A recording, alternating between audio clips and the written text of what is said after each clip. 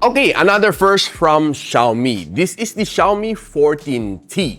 The first ever phone ni Xiaomi na walang charging brick. Mala Apple style. So itong phone na ito is being powered by the MediaTek Dimensity 8300 Ultra. Meron din siyang 144Hz screen refresh rate, triple Sumilox lens co-engineered with Leica, 67 watts of fast charging without a charging brick. Should you even buy this phone? Pag-usapan natin.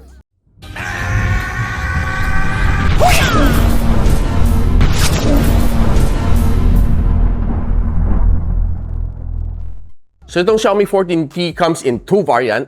Ang ganda 12256 will be selling at a price of 25,999 and ang ganda 1252 will sell at a price point of 27,999. Now, ang Xiaomi 14T Pro naman on the other hand, ang ganda 1252 would sell at a price point of 39,999 and ang ganda 12 1TB would come at a price of 41,999. 2,000 pesos, mag 1TB ka na lang. So once na naglabas ng mga official links, I'll be updating on the description box below. So pag-usapan muna natin ang aking first impression with the Xiaomi 14T. So okay, right now, i-unbox na natin ang Xiaomi 14T and this is co-engineered with Leica. How ko right now is a 12 gigs of RAM, 256 gigs of storage, and this is the color Titan Gray. So there's the Xiaomi 14T print on the sides. Buksan natin. So, pansin ko, itong normally manipis na sleeves niya, kumapal na ng husto. So, there must be something additional inside dito sa box na ito. So, nevertheless, buksan natin. So, it's designed by Xiaomi. Pagbukas mo, there's your SIM ejector tool. And further inside, kaya pala kumapal. Andito na kanang charging cable. Mukhang iPhone, no? Dati si Xiaomi nakabilog, nakapulupot lang. This time, mukhang ginawa na mukhang iPhone, no? Dalagang classy na siya this time. And still using the Type A to Type C cable. Actually, I want to say na sana gumising na si Xiaomi to use this C to C cable na. Anyways, so we also have this sleeve. So we have the safety information guide and the warranty card, which is normally walang taong nagbabasa nito. And we also have yung jelly case niya, the color gray. Malambot naman. So here's the phone itself. And surprise, guys. Walang charging brick. So, sad to say, na tinipid na tayo ni Xiaomi and ginaya na si Apple and Samsung. Wala talaga. Di ko matanggal. There's really no charging cable. Pansin nyo naman, numipis na kanyang box, no? So, kung kinabit mo ang case, it looks something like this. Yan. Ganito mag-iitsura niya. But I prefer it without the case. Mas maganda tingnan. Pinagkaiba ni Xiaomi 14T and 14T Pro, this one sa likod flat na flat. And si 14T Pro is mapapansin mo curve ang kanyang edges. And here are the camera modules na meron ni Xiaomi 14T. And ang meron nito is a professional na triple camera ni Leica. So pag-usapan na natin quickly ang kanyang tatlong lenses. It has a 50MP na Leica wide-angle main lens with OIS, which is a IMX906 sensor ni Sony. It also has a 50MP na Leica telephoto lens na up to 2.6 times optical zoom, as a 50MP na Leica telephoto lens na meron siyang up to 4 times optical zoom, and meron din siya autofocus, by the way. Ang kanyang third lens is a 12MP na Leica ultra wide angle lens na may 120 degrees field of view. Now, itong front-facing camera niya is a 32MP na front-facing camera. Now, this phone also packs inside with a 5,000 mAh of battery. And charging this one supports only up to 67 watts of fast charging. Now, one of the things na mapapansin mo dito kay Xiaomi is that wala na siyang charger. Well, sad to say. Now, if you're planning to buy mga original chargers na ito ni Xiaomi, which this is a 120 watts of fast charging brick ni Xiaomi, I think aabutin ka ng near 2,000 pesos. Bakit ko nasabi yun?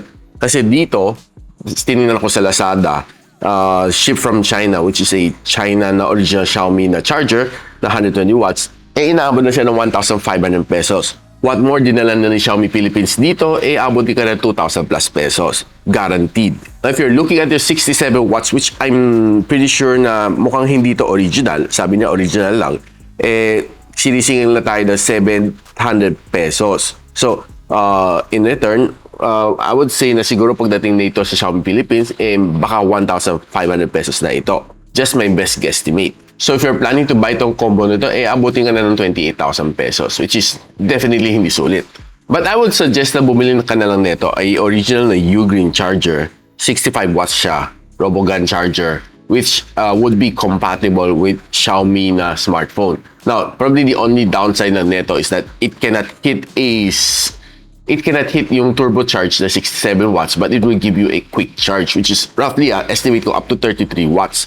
And I would say na yung turbocharge kasi is proprietary or patented by Xiaomi. So, hindi pwede kopyahin ni Ugreen. But based on experience, this is the best compatible na charger na pwede ko na-recommend sa inyo. Click nyo na yung link on the description box below. Now, pagdating sa design na itong phone, I would say na it looks nice. Okay naman siya, masarap siya hawakan dito sa aking kamay. I have no problem with it. Sa ibabaw na dyan pa rin yung IR blaster.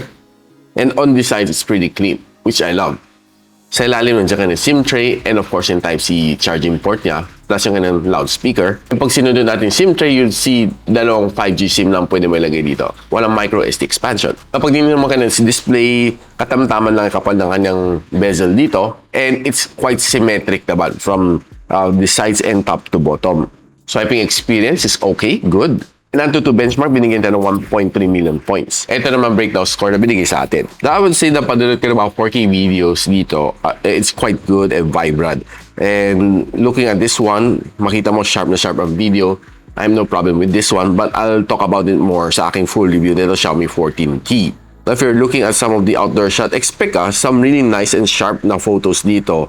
And makita mo mga details ng cloud is really nice and intact, which is pretty good and solid. And pati pag-focus naman yan sa mga subject looks good and mabilis naman siya mag-focus. And makita mo yung kanyang separation ng subject and background looks pretty good.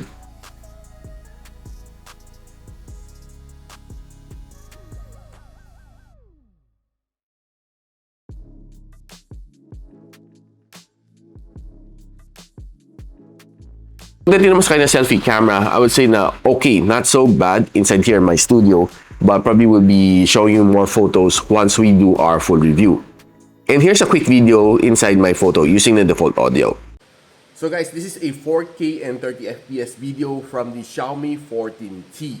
And I would say na looking here sa camera, it looks quite good and sharp naman siya. And what can you say about the video? So, ang kanyang audio is captured using the default microphone. So initial impression, am I impressed with this phone? Well, pretty nice and solid naman on my first impression. Okay ng kanyang camera. Well, I haven't really tested too much yung kanyang battery and the other things inside dito, pati gaming. And fresh na fresh pa lang to, halos out of the box. So abangan nyo ang full review ko dito. But initially, I would say not bad. Except that walang charger, nakakainis. You're paying this much for this phone and it comes together without a charger. But this is Xiaomi, this is not iPhone, and this is not Samsung. So, I hope na hindi na nila kopyahin uli si Apple on their next launch ng Xiaomi 15 series. So if you like to buy this phone, I'll be posting the link on the description box below. And if you like this video, don't forget to share it to your friends. And the sub to this channel is definitely awesome. I'll see you in my next one. And so, ako para si Richmond, and you're watching Gadget Sidekick. Like and subscribe to my channel. Don't forget to hit that notification bell. For one of my latest uploads, click the dito. And for one of my popular uploads, click here.